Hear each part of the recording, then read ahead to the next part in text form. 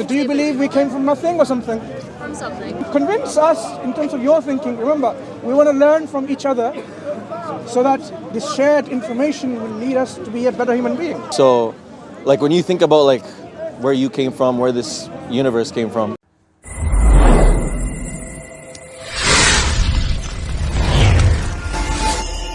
is who is more God conscious, righteous and pious, meaning someone who is more in line with doing the purpose that you are created for, fulfilling the right of God and the right of human beings and so on and so forth. That's the difference. So you may be someone who is so rich, and I may be someone so poor. We have no difference. I can stand with you praying to God side by side, making no difference between you. Okay? In fact, if you go and see the congregational prayer of the Muslims, a cleaner is leading the prayer behind all the emirs and rich people and then the sheikhs. And a cleaner in the street, a cleaner who's what we call super, because of his righteousness and his learning about his religion, about God-fearing and so on, because he can recite the word of God. So Islam is what we come to discuss to break that barrier.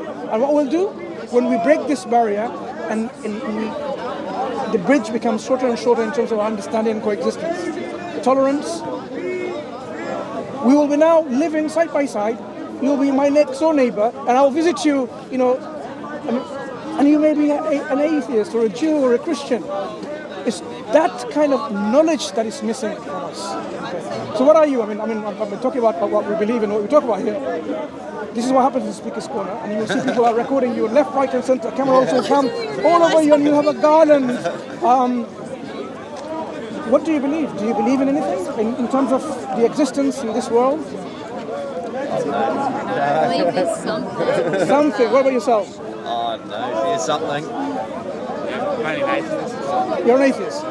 But you're something means you're agnostic or you're a theist, meaning there is a creator of this universe. Oh no, probably just looked in the shadows, probably. I don't know. But there's something that made this universe? Is that what you're thinking? Well, there's got to be something. Got to be something means you're positively sure. So you're not just like on the verge, like I don't know. Because when you say got to be something, that's what we say. There has to be something. We can have a discussion with you. Maybe you can share with us. But what about you, young lady? What about yourself? Bit of everything. Bit of everything, I think. Bit of everything? So do you believe we came from nothing or something? From something. Something. Yeah. So we all have something in common. But the gentleman here, what's your name? Cameron. Cameron. Yeah. Tell us, why do you believe you're an atheist? I don't know. Alright. I mean, convince us in terms of your thinking. Remember, we want to learn from each other so that this shared information will lead us to be a better human being. I don't know. I just take things from everything, make up my own sort of ideas on stuff. Yeah. So do you believe there was nothing at one point or there was always something? I don't know. It's hard to know. What do you have to say about this something and nothing? Because philosophically, there is an important distinction to make here. When we study about something and nothing, you'll be surprised. Even the thing about something and nothing can lead us to this very question about whether there is a creator or originator of our universe. So, interestingly, the Quran gives you kind of like a philosophical or rational dialogue. It says in Arabic, "Am khuliqu min ghayri shay'in am humul khaliqun," which means, did they come from nothing, or were they the creators of themselves? So, like when you think about like where you came from, where this universe came from, does it, like when you really think about it, does it make sense to you that, absolute nothingness, which means like the absence of anything and everything, could have brought about something, let alone all of this cosmos? What do you think about that? I don't know. I think it's something. I think there might be something, but also it's just a unknown. I don't know.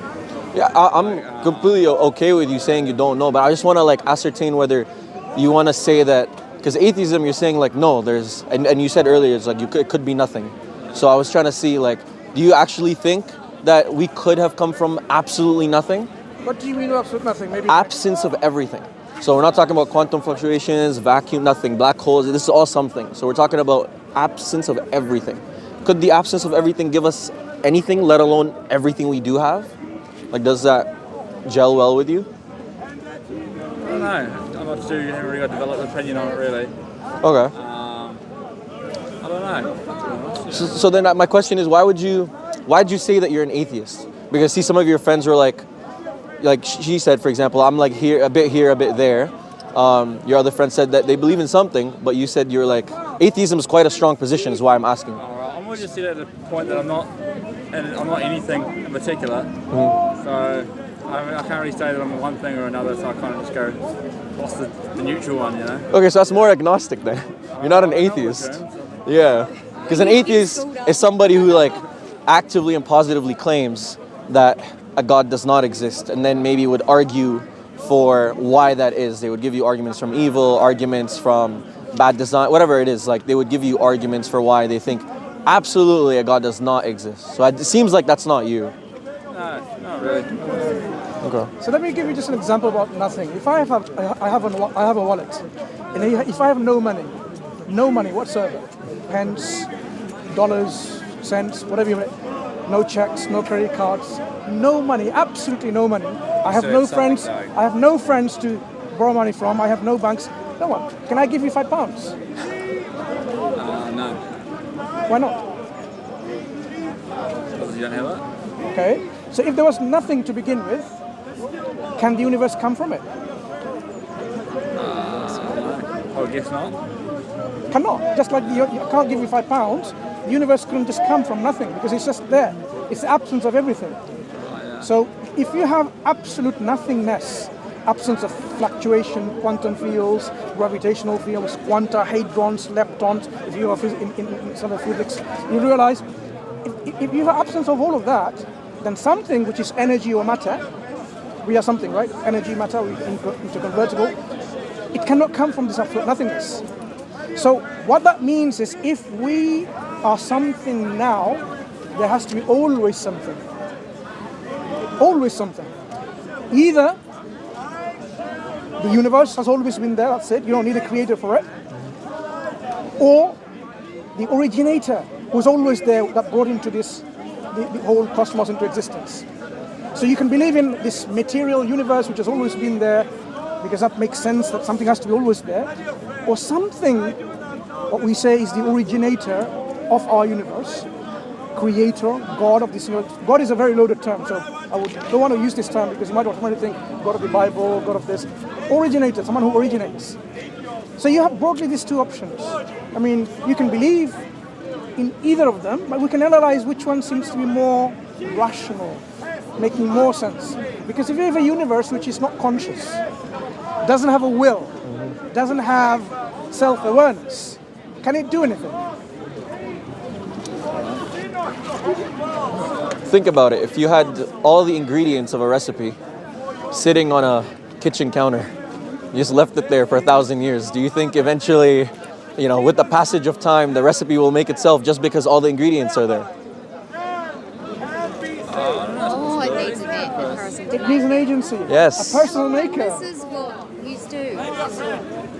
This is how we engage with each other so that we can rekindle our intellect that is sort of being suppressed by a lot of social conditioning. They tell you, watch this Matrix or that movie and be happy, go to the cinema, eat this, wear this, and don't worry about life, and that's it. But we are actually human beings with faculty of intellect, where we are going to Mars and elsewhere, not monkeys or elephants or other things, right? We seem to be the pinnacle of every other species of creation. There's something different about us. So if we were to think that because we have this faculty of intellect in which we decipher between falsehood and truth, right and wrong, and many other things we distinguish between them, then why are we not talking about why am I here? Where did I come from? Where am I going? What's going to happen if I die? Is that just that's it? The worm's going to come and eat us and that's it? So if you think about this, you realize that the material universe could not have transformed into all that we see here today, with all this beautiful harmony and complexity and wondrous assembly. This tree, for example, here is a wondrous assembly of information that then manifests into reality, like how the water, defying gravity, goes up from the root to the top, defying gravity because of capillary suction, because of the engineering there. If that piece of thing wasn't engineered as such, it would not suck the water go to the top of the tree, because of this precise assembly of information that makes this particular piece a very wonderful design.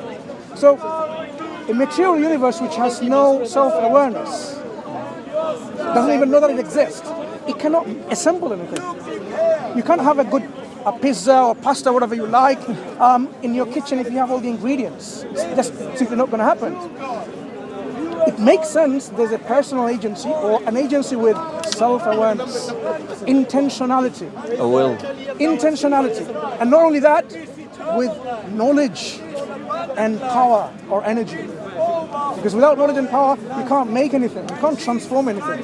So, if you now think about it, to believe in an originator of all our reality, originated by a very powerful entity, which is self-aware, which has intentionality of will, you're more and more in lining with the belief in a creator God, a creator of this universe.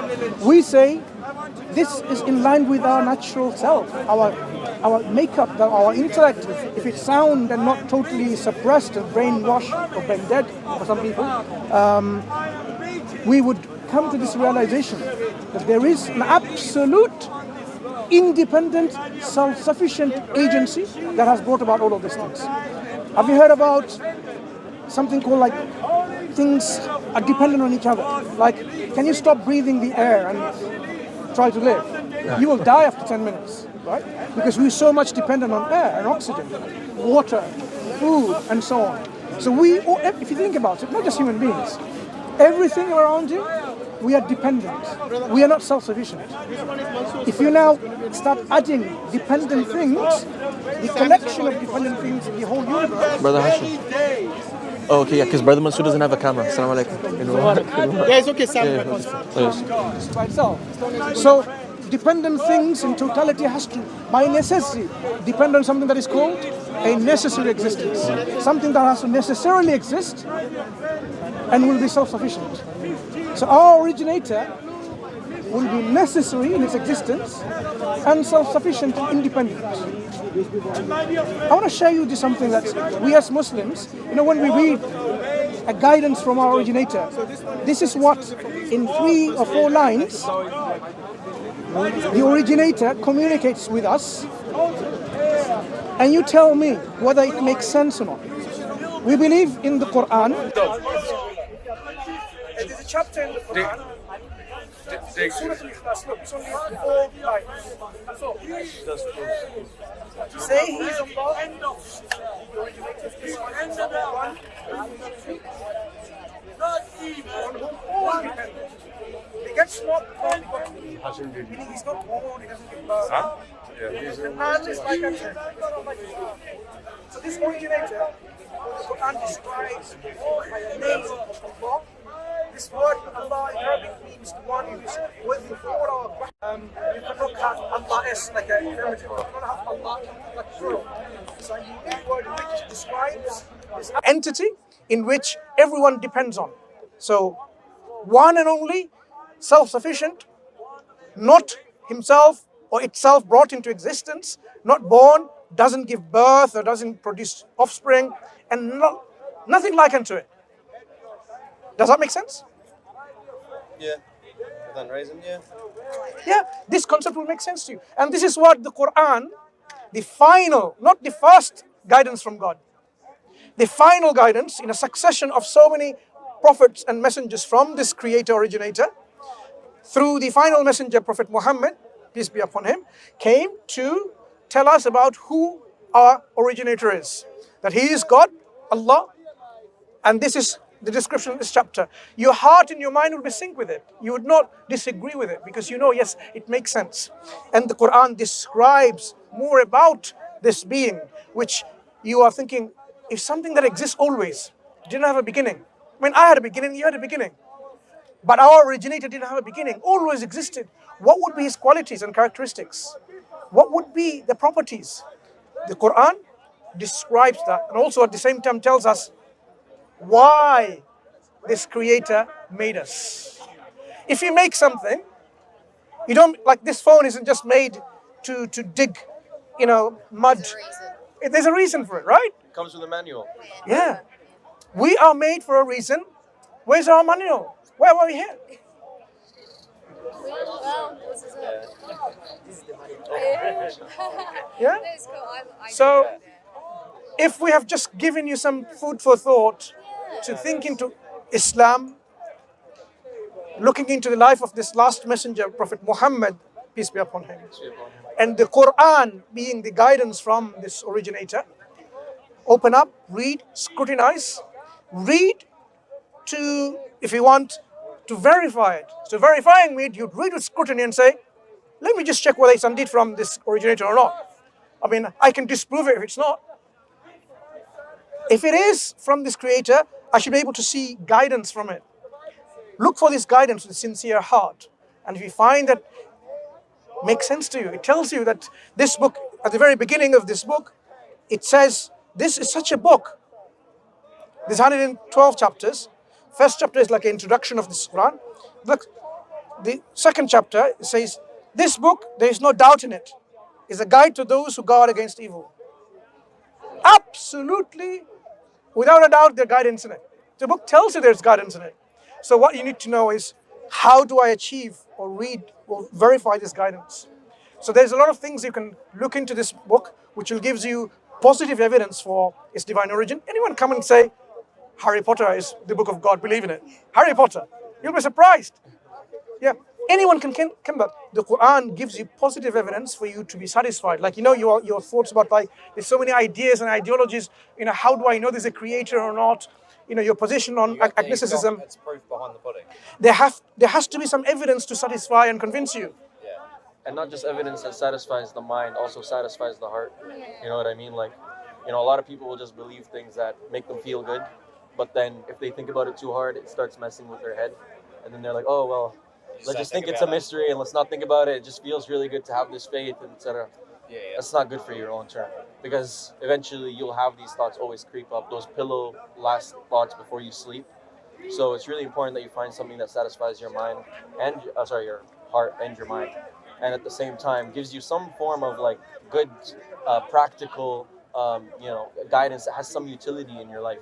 You know what I mean? Like, what's the point of believing things and it's completely useless for your life? Like, we're not talking now about a book that we believe is some old book that has no relevance to us today. In fact, we think that it's a book that has been made in such a way that it's perfect for all times, and that it has a meaning and has an importance in our lives and an applicability in our lives always.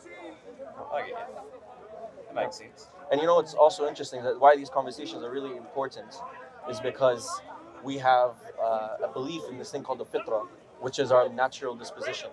And the natural disposition is our innate natural disposition to recognize our creator. And unfortunately, in the 21st century, we live in a time where the capitalist, materialist lifestyle, which we're submerged under, its main focus is to rid us of any kind of existential purpose and actual meaning to our lives, and just focus on how to... All sorts of religion have been sort of started to abolish a lot more in this more recent... Sorry? Like, all sorts of religion have been starting to be abolished in all this new century nowadays, isn't it? Yeah, and it was replaced with a different religion, though. So the religion of capitalism, the religion of... The hustle and bustle. Yes, absolutely. The rat race of how you can be a positive member of the economy, how you could produce more wealth for the 1%. Yeah. It's not about you anymore. It's not about what your purpose of life is. It's not about how you live the best life for your life here and then your afterlife. It's about how to get the most out of you before you croak.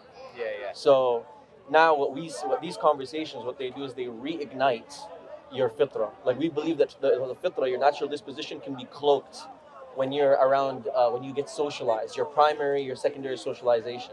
So once your fitra gets cloaked, it's these conversations that start uncovering your fitra, your innate disposition to want to recognize your creator. This is not just a Muslim belief, by the way.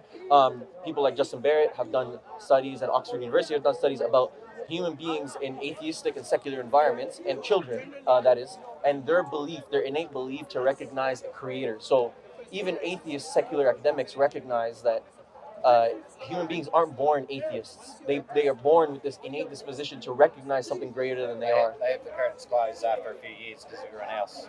Yes, sorry? They have the curtains closed around them, so the ideologies are put on them. Yes, exactly. Through their socialization, what happens is they're born into families that believe all sort of things. They are then they go to schools. That these schools are meant to produce workers. They're meant to produce people who are good economy. Positive people. And anything that is not have a dollar amount attached to it, don't worry about it. God, that's opium for the masses. But you know what isn't opium for the masses? Working 9 to 5 shifts until you croak. Yeah. You know what I mean? And it keeps everybody in line. Everybody does the same thing. It's the rat race. You go work for 5 days a week, and then you go drink, and try to keep yourself this a level of escapism that you need from your life, that you have no meaning and no that happiness and contentness that you would get if you actually reattach yourself with the purpose that your Creator gave you. Yeah, I get you. Food for thought. Did you Yeah, Take care. Take care. Yeah, no worries. You may be back. Thank you, though. Take care, guys. See you. Take care. Barakallah feek. And also, I accidentally said made. The Quran was revealed to us, of course, not made. So, excuse me for the mistake. Should have corrected it before, but I just remembered as well. So, obviously, that is what we believe. Barakallah.